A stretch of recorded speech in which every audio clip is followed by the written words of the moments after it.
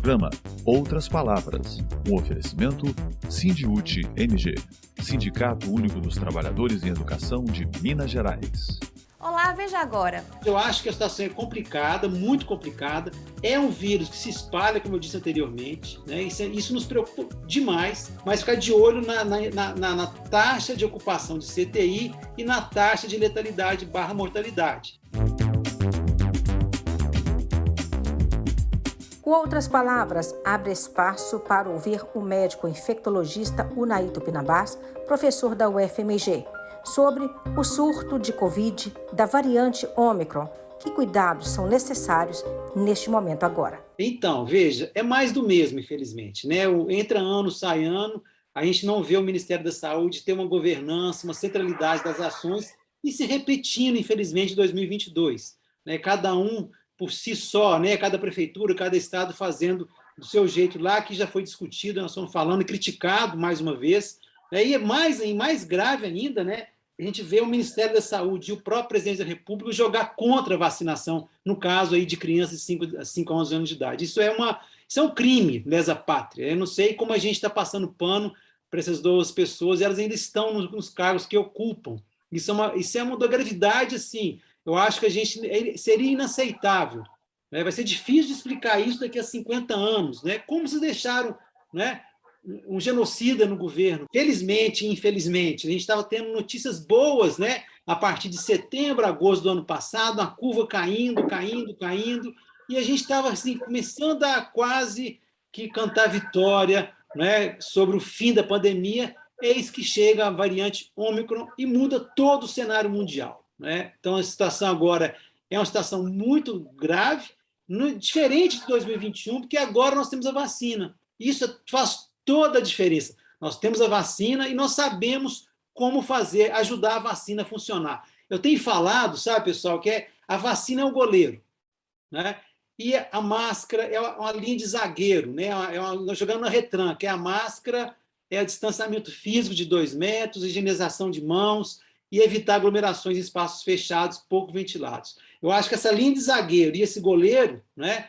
Eu acho que a gente consegue fazer frente, inclusive a Ômicron também. É um momento para todo mundo ficar de antenas mais ligadas? Eu acho que a situação é complicada, muito complicada. Você falou 65 mil casos em um dia, né, saltou. Na verdade, deve ser muito mais, porque não fazemos diagnóstico. Né? Você pega, por exemplo, um país como a Inglaterra, né, que lá faz diagnóstico para todo mundo com sintomas. Lá, com a população 3 vezes mais baixa que o Brasil, chegou a ser quase 200 mil casos por dia. Os Estados Unidos teve 1 milhão de casos num dia. A gente só faz diagnóstico quando faz o teste. Então, se 65 mil casos, já deve ter batido nos 100 mil casos, né, de Covid. Então, assim, é um vírus que se espalha, como eu disse anteriormente, né, isso nos preocupa demais, se espalha, mas pega uma população experimentada. Mas ficar de olho na taxa de ocupação de CTI e na taxa de letalidade / mortalidade.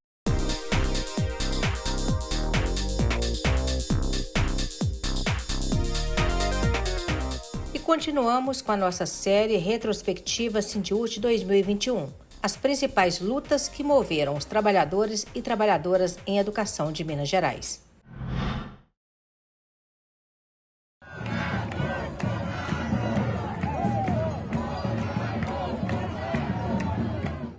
Educadores e educadoras participaram do Grito dos Excluídos e das Excluídas, que reuniu milhares de manifestantes na sua 27ª edição em Minas Gerais, na última terça-feira, 7 de setembro. Os manifestantes começaram a se concentrar logo cedo, às 10 da manhã, na Praça Afonso Arinos, região central da capital mineira. Nós estamos na rua hoje, para protestar por fome, por vacina, por saúde, por educação.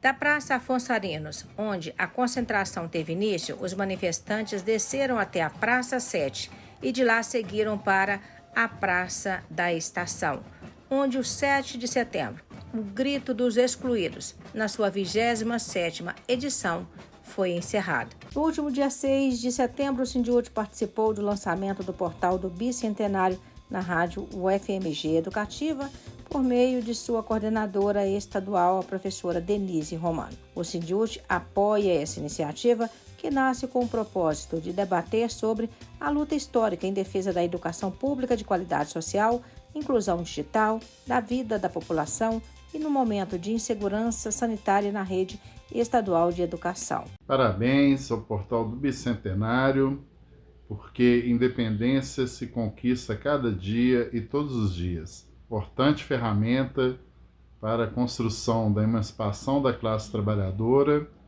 e de uma educação libertadora. O Sindiúti abre espaço aqui no Outras Palavras para destacar uma iniciativa da deputada estadual Beatriz Cerqueira, presidenta da Comissão de Educação, Ciência e Tecnologia da Assembleia Legislativa de Minas Gerais, na valorização salarial dos profissionais da rede estadual de educação. A deputada é autora da emenda parlamentar ao projeto de lei 2.937 de 2021 de crédito suplementar para destinar 327 milhões de reais para proventos dos profissionais da educação. Eu queria pedir o apoio dos colegas parlamentares. Eu sei que não é costume nós alterarmos questão de crédito suplementar, mas a situação da educação é uma situação muito grave.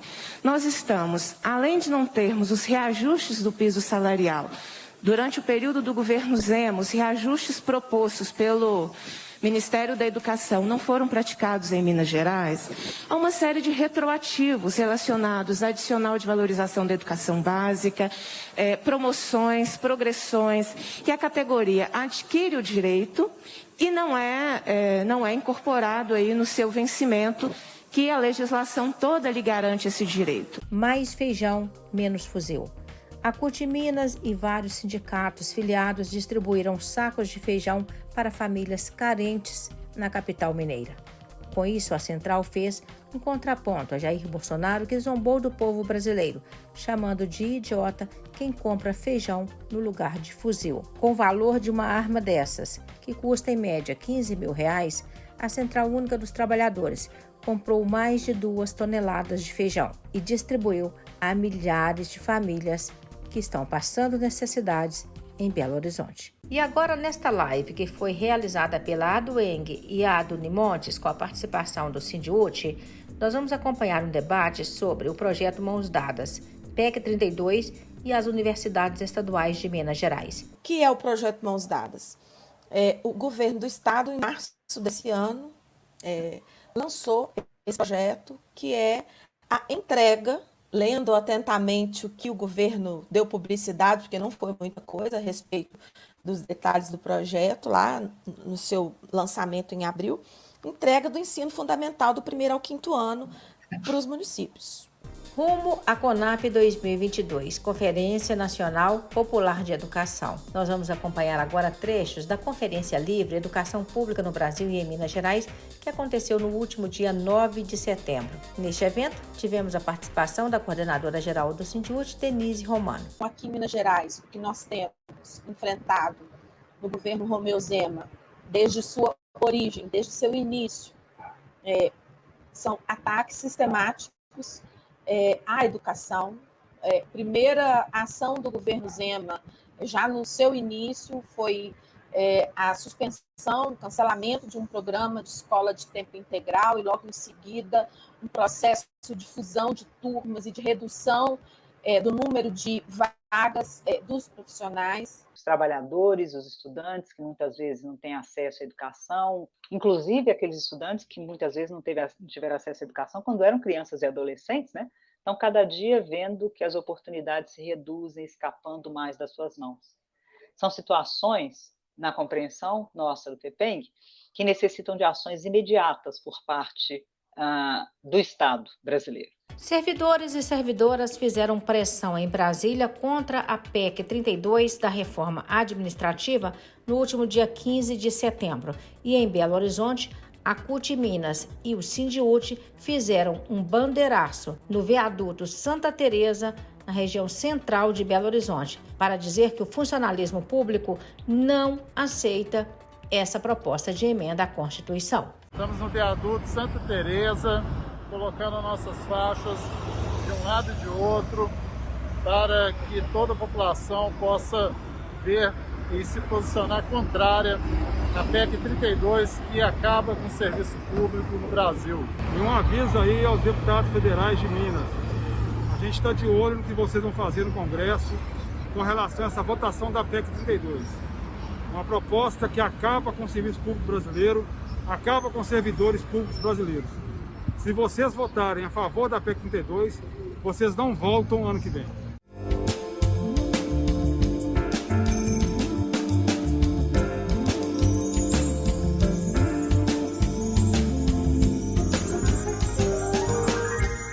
Estamos em tempos de celebrar o centenário de Paulo Freire.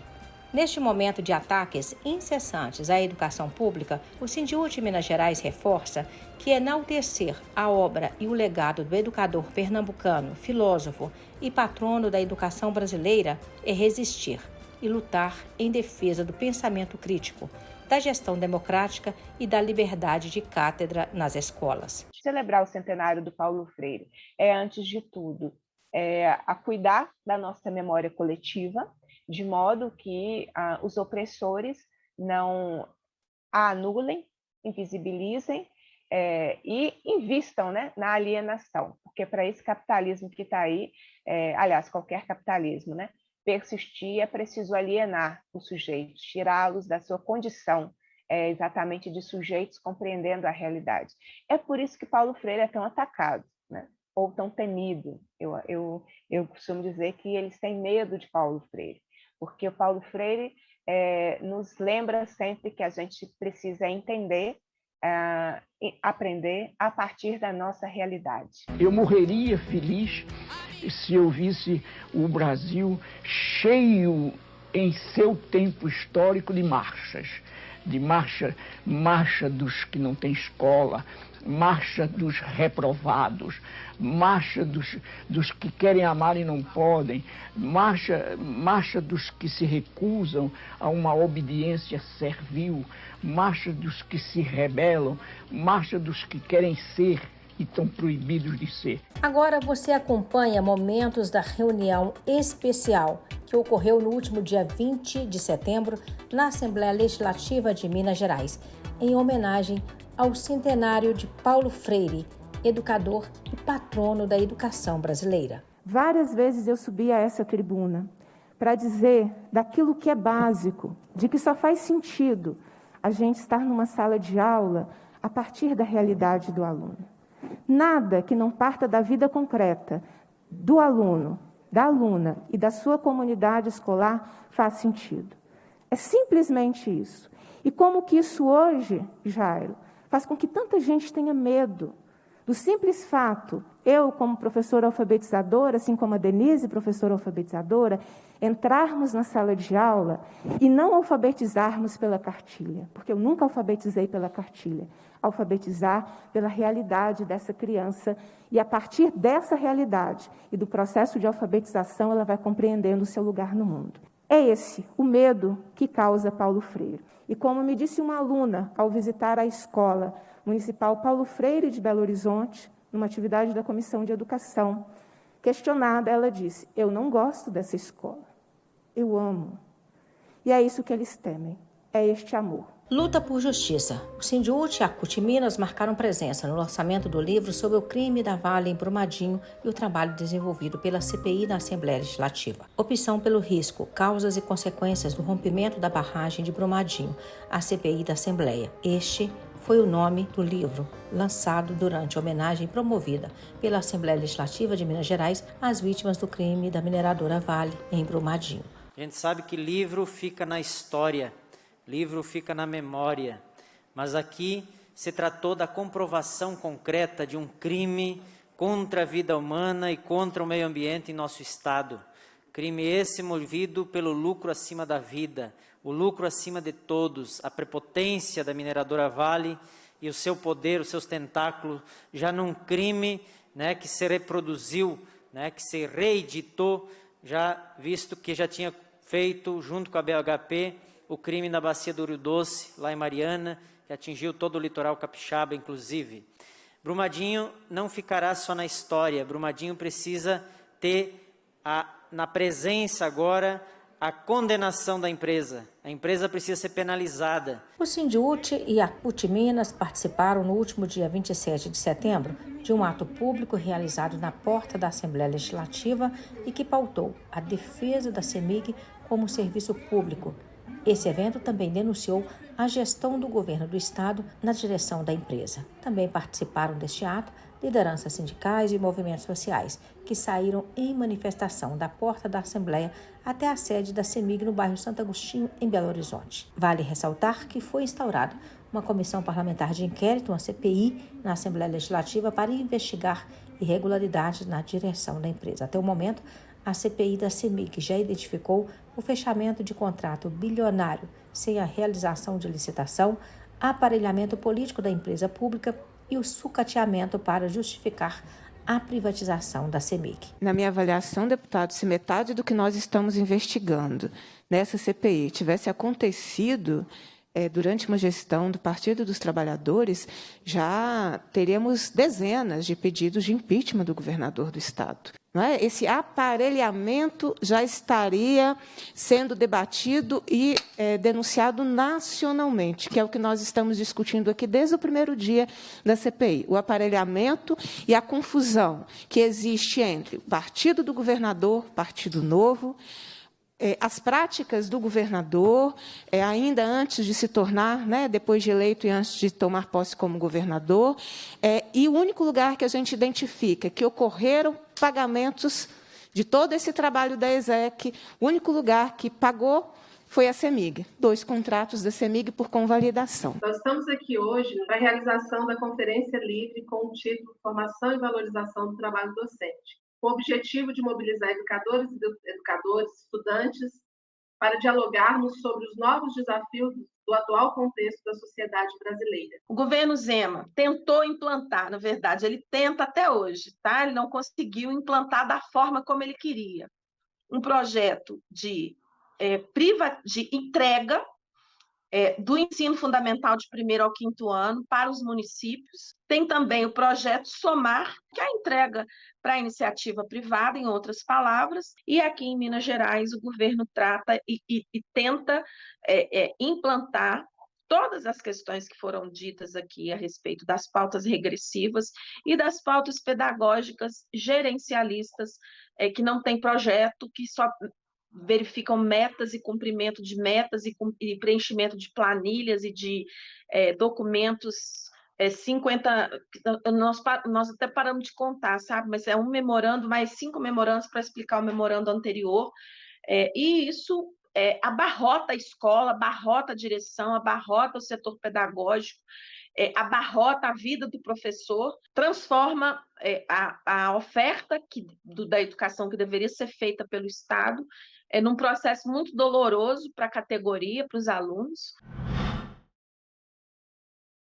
Vamos à Assembleia Legislativa de Minas Gerais acompanhar uma fala muito importante da deputada estadual Beatriz Cerqueira no último dia 5 de outubro, na Comissão de Administração Pública, quando ela falou sobre a política do governo do Estado de desconto nos contra-cheques de servidores aposentados. E ela cobrou uma resposta do governador ao projeto de lei complementar número 70. Acompanhe agora. Se nós formos aguardar a vontade de Deus para que esse pedido de diligência seja respondido, vai constituir, na verdade, um mecanismo para impedir a continuidade de um dos poucos projetos de lei que passaram por essa comissão, que buscam complementar, fazer alguma reparação ou alguma correção necessária em relação à vida dos servidores públicos. Então, se o governo está usando esse artifício de não responder as coisas, eu acho que nós precisamos fazer um debate político aqui, se nós vamos aguardar a vontade dos deuses da cidade administrativa, ou se vai ter um prazo real, regimental, para que a resposta venha e o projeto volte à pauta. Sem a puta de Brasília, esse bloco!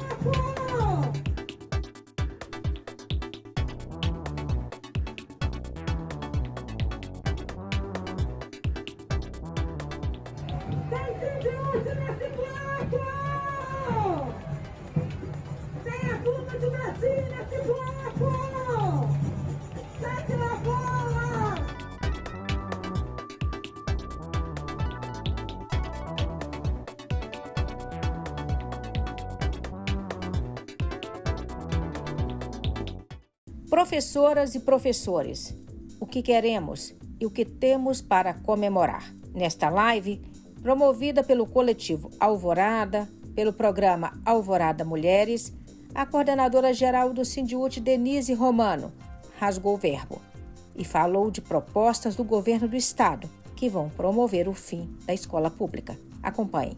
Nós estamos agora no governo do Estado com a nova proposta do governo do Estado, do governo Zema, é uma proposta de fim da escola. Ele tem um projeto Mãos Dadas, que entrega o 1º ao 5º ano do ensino fundamental para a gestão do município, que tem tido uma belíssima resistência feita pelo sindicato. O projeto era para terminar em junho e até hoje eles estão tentando implantar, porque a categoria, juntamente com as comunidades que sequer foram consultadas, enfrentam com esse projeto Mãos Dadas. Tem também o projeto Somar, que não pode ser política de Estado, né? Nesse caso aí, tomara que termine muito rápido, tanto Mãos Dadas quanto Somar. O Roda de Conversa tem sempre a participação, o apoio da CUT Minas e do jornal Brasil de Fato, e é um programa feito com muito carinho pelo Sindiúti, Sindicato Único dos Trabalhadores em Educação de Minas Gerais. Gente, o maior sindicato de trabalhadores e trabalhadoras de Minas Gerais, o segundo maior sindicato do país, um dos maiores da América Latina, um sindicato de luta, de garra, combativo. Ele está na luta da educação, mas ele está também interagindo com as lutas da classe trabalhadora. Nós vamos conversar hoje sobre o regime de recuperação fiscal. Aqui em Minas Gerais, o governo Zema, ele traz uma proposta, né, do governo federal, que é da RRF, né, o regime de recuperação fiscal, que já foi implantado, inclusive, no Rio, né, sem sucesso, aumentou a dívida, ele só posterga para governos futuros, né, os compromissos, mas ele faz com que haja uma interferência privada na gestão do interesse público, né, ele coíbe a contratação por concurso, então ele guarda até uma semelhança, né, com a reforma administrativa na PEC 32 em nível federal. É uma coisa que não deu certo, a proposta do governo Bolsonaro que não deu certo, nenhum Estado brasileiro quis aderir, né? Ele traz aí propostas para poder não eliminar a dívida dos Estados com o governo federal, mas dar um prazo de parcelamento, um prazo de pagamento, desde que os Estados abram mão de suas empresas estatais, privatizem, não deem reajuste do funcionalismo público. Então, assim, é uma proposta horrível que o governo federal fez, que só o Rio de Janeiro aderiu, só o Estado do Rio de Janeiro aderiu, e não deu certo no Rio de Janeiro. Não deu certo no Rio de Janeiro. 19 de outubro foi um dia que marcou o início de uma série de atividades na Assembleia Legislativa de Minas Gerais contra o regime de recuperação fiscal do governo do Estado. Dirigentes da CUT e sindicatos do funcionalismo conversaram com deputados e deputadas sobre o assunto e pediram para que digam não ao regime de recuperação fiscal do governo Zema. Na porta da Assembleia, uma manifestação com várias entidades que representam o funcionalismo público. E vamos ouvir a fala de cada um explicando por que o regime de recuperação fiscal é ruim para o funcionalismo e para toda a população. O microfone está aberto aqui para o posicionamento dos deputados estaduais que vão votar contra o regime de recuperação fiscal. Nós queremos que todos os deputados de Minas Gerais, que foram eleitos pelo povo, votem contra o regime de recuperação fiscal. Votar a favor desse regime é votar contra o povo mineiro, é votar contra os servidores que darão o troco no ano que vem. Ano que vem tem eleições e os servidoras e servidores vão lembrar muito bem dos nomes daqueles que votaram pela destruição do serviço público de Minas Gerais. Está conseguindo fazer o quê? Acumular um déficit do Estado muito maior do que os governos anteriores. Na verdade, comprovadamente, está na imprensa para quem quiser, que apesar de todas as críticas que ele fez ao governador anterior, que foi o Pimentel, de que tinha deixado o Estado com déficit, com isso, com aquilo, ele sai do governo do Estado com um déficit infinitamente maior, né? E pior do que isso, enchendo a máquina de um monte de secretariado que ele dizia que não teria, que seria por competência, e não é nada disso. Ou seja, é Partido Novo com velhas práticas, né? Com práticas de encher de cargos comissionados, cargos com um ganho infinitamente superior a qualquer servidor público do Estado. A requerimento da deputada estadual Beatriz Cerqueira, a Comissão de Educação, Ciência e Tecnologia da Assembleia Legislativa debateu no último dia 18 de outubro os impactos do projeto Mãos Dadas em Ribeirão das Neves. Nós sabemos que esse projeto ele gera desemprego na rede estadual, vai gerar um sucateamento na rede municipal. E quando eu perguntei quais eram os critérios técnicos para a destinação dos valores, é a nossa preocupação de que isso esteja sendo tratado de forma subjetiva, de modo que a cada município, de acordo com os interesses políticos em cada município, há determinada destinação de recursos. Vamos agora ao plenário da Assembleia Legislativa de Minas Gerais ouvir a deputada estadual Beatriz Cerqueira, presidenta da Comissão de Educação, Ciência e Tecnologia. Ela dá importantes informes e esclarecimentos sobre os vetos do governador. Vamos acompanhar. Eu sei que todos nós, ou a maioria de nós, já chega aqui ao plenário com uma orientação de bloco, de bancada, com um posicionamento já discutido. Mas eu queria pedir aos colegas deputados e deputadas uma atenção ao conteúdo do que está sendo vetado. Então, ao analisar o conteúdo do veto desses 3 dispositivos, não há contrariedade ao interesse público, ao contrário.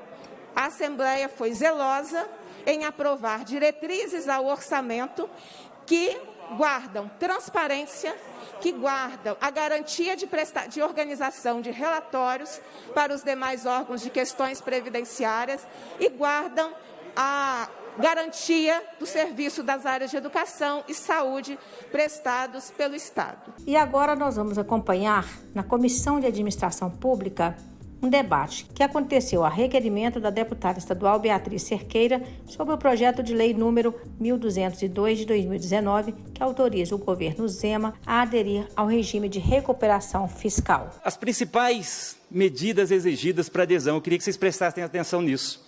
Olha lá. O primeiro é a alienação das empresas estatais, a segunda é a reforma da Previdência, que já foi aprovada aqui em Minas Gerais, o fim do regime jurídico dos servidores públicos, estabelecer teto de gastos e a instituição do regime de previdência complementar, que já foi aprovado nessa casa também. O que é importante para nós, que esta casa, que esta Assembleia Legislativa faça o processo de defesa das professoras do Estado de Minas Gerais, que defenda a nossa existência como profissionais, como trabalhadoras em educação, não só as professoras, todos os trabalhadores em educação desse Estado, e não aprovem este regime de recuperação fiscal. No dia da servidora e do servidor público, 28 de outubro, do lado de dentro da Assembleia Legislativa, a deputada estadual Beatriz Cerqueira fez um agradecimento especial a esses profissionais. Enquanto isso, do lado de fora, na porta da Assembleia Legislativa, várias categorias, representadas por seus sindicatos e entidades, fizeram um ato público conjunto. Deixo também a minha homenagem e o nosso compromisso reafirmado da luta em defesa dos serviços públicos.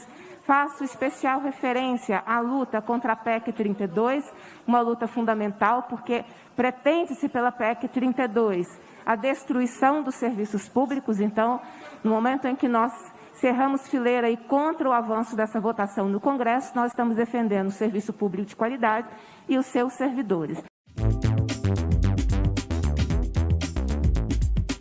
Até o próximo sábado.